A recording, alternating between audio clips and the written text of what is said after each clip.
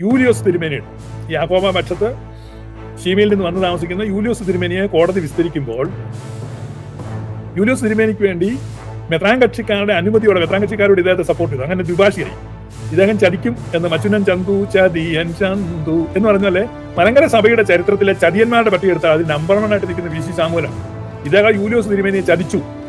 ആ ചതിയുടെ അനന്തരഫലമായിട്ട് കോടതി യൂലിയോസ് തിരുമേനിയെ ഒരു നികൃഷ്ടൻ എന്ന് രേഖപ്പെടുത്തുകയാണ്. കാരണം ഇത്രമാത്രം നുണ പറയുന്ന ഒരിക്കലും ഒരു പുരോഹിതനിൽ നിന്ന് പ്രതീക്ഷിച്ചില്ല എന്ന് കോടതി പരാമർശിക്കുന്ന വിധത്തിൽ യൂലിയോസ് തിരുമേനിയെ നാണം കെടുത്തിയത് VC സാമുവലച്ചന്റെ തർജ്ജിമയാണ്.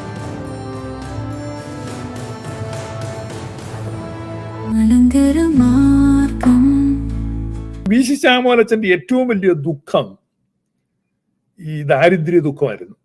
കുചേലന്റെ ഒരു അവതാരമായിട്ട് മഞ്ഞനിക്കര ദേറായിൽ ഇദ്ദേഹം താമസിച്ച് സുറിയാനി പഠിക്കുന്ന കാലത്ത് അതിനെപ്പറ്റി പിന്നീട് അദ്ദേഹം പറയുന്നുണ്ട്, സുറിയാനിക്കാരിൽ നിന്ന് സുറിയാനിക്കാരുടേതായ രീതിയിൽ സുറിയാനി പഠിക്കുവാൻ എനിക്ക് മാത്രമേ ഭാഗ്യം കിട്ടിയുള്ളൂ എന്ന് പറഞ്ഞാൽ അത്ര തറവായിട്ട് അദ്ദേഹം സുറിയാനി പഠിച്ചു. സുറിയാനി ഭാഷ കേവലം കുർബാനയല്ല മാത്രമല്ല, അതിന്റെ വ്യാകരണവും ഒക്കെ മഞ്ഞനിക്കര ദേറായിൽ 8 വർഷം നിന്ന് പഠിച്ചു എന്നാണ് അദ്ദേഹം തന്നെ എഴുതിയിരിക്കുന്നത്. അതിന് ഇദ്ദേഹം പഠിക്കുന്ന കാലത്ത് ഇദ്ദേഹത്തിന് ശമ്പളം കൊടുത്തില്ലെന്നുള്ളതാണ് ഇദ്ദേഹത്തിന്റെ ഒരു പരാതി.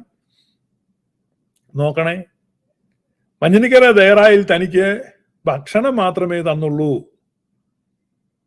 അപ്പൊ ശമ്പളമില്ല, പണമില്ല. അപ്പൊ പണത്തിന് വേണ്ടി ഇദ്ദേഹം അവിടെ പല പ്രാവശ്യം ആവശ്യപ്പെടുകയും പണം കിട്ടാതെ വരികയും പിന്നെ അവിടെ എന്തോ പിരിവെടുക്കുന്ന കണ്ടു.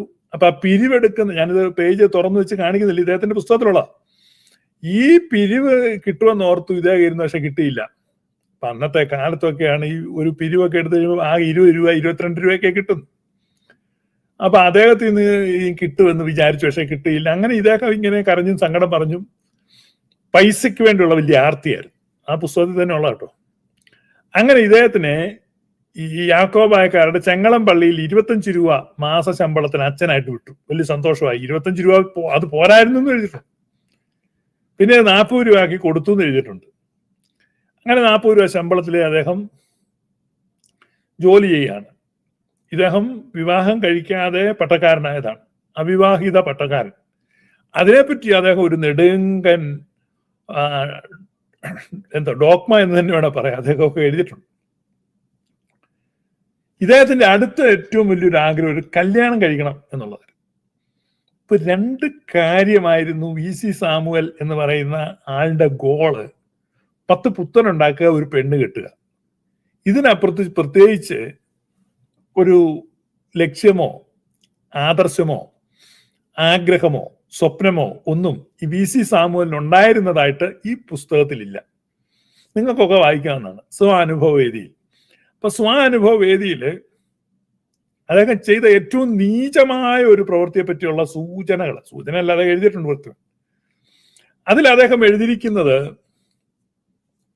സുറിയാനി ഭാഷയിൽ ഉണ്ടായിരുന്ന ഒരു ഡോക്യുമെന്റിനെ കുറിച്ചാണ്. സുറിയാനി ഭാഷയിൽ ഈ ഡോക്യുമെന്റ് ഉണ്ടായിരുന്ന സത്യത്തിൽ സുറിയാനി ഭാഷയിലല്ല, ഈ ടർക്കിഷ് ലാംഗ്വേജിൽ തുർക്കികളുടെ ഭാഷയിലാണ് അതെഴുതി. കാരണം അന്ന് ഈ സുറിയാനി സഭയുടെ സുന്നോദോസ് തീരുമാനം തുർക്കി സുൽത്താന് സമർപ്പിക്കണം. അതുകൊണ്ട് ഓട്ടോമൻകാരുടെ ഭാഷയിലാണ് അത് എഴുതിയത്. ഇത് ഇദ്ദേഹത്തിന് തിരിഞ്ഞ് സുറിയാനി ആയിരുന്നൊക്കെ എഴുതി വെച്ചിട്ടുണ്ട്.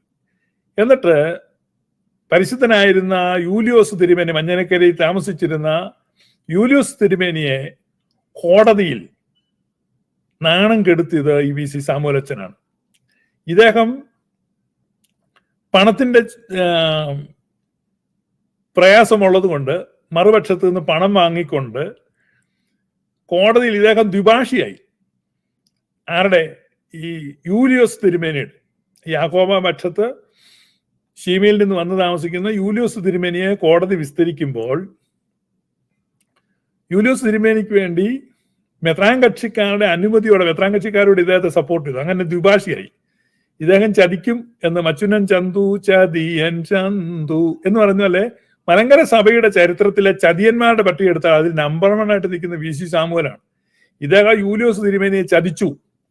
ആ ചതിയുടെ അനന്തരഫലമായിട്ട് കോടതി യൂലിയോസ് തിരുമേനിയെ ഒരു നികൃഷ്ടൻ എന്ന് രേഖപ്പെടുത്തുകയാണ്. കാരണം ഇത്രമാത്രം നുണ പറയുന്ന ഒരിക്കലും ഒരു പുരോഹിതനിൽ നിന്ന് പ്രതീക്ഷിച്ചില്ല എന്ന് കോടതി പരാമർശിക്കുന്ന വിധത്തിൽ യൂലിയോസ് തിരുമേനിയെ നാണം കെടുത്തിയത് VC ശാമൂലച്ചന്റെ തർജിമയാണ്.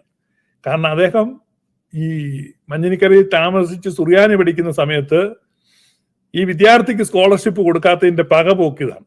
ഇതാണ് ആ പുസ്തകത്തിൽ നമുക്ക് മനസ്സിലാകും.